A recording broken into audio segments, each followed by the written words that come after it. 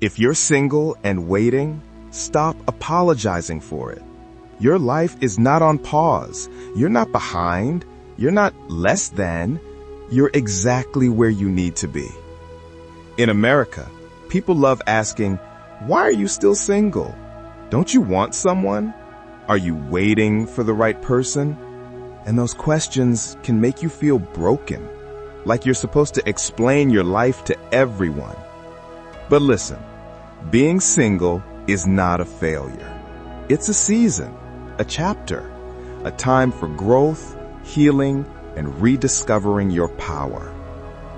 Some people think being single means you're waiting for love, but many of us are waiting for peace, for clarity, for stability, for self-respect, for a partner who won't waste our time. You're not waiting for a person. You're waiting for a life that feels right. And that's something to be proud of. Being single gives you the freedom to build your career, heal from past pain, travel, grow emotionally, know your true worth, become mentally stronger. This is the season where you become the upgraded version of yourself, the version your future partner will admire and respect. Let's be honest, loneliness hits, especially at night, especially on weekends, especially when everyone else seems to be in a relationship. But loneliness doesn't mean you're unloved. Loneliness means you're human. It means your heart still cares, and that's beautiful. You're allowed to feel lonely, as long as you don't let loneliness control your worth. You are enough, even when you're alone.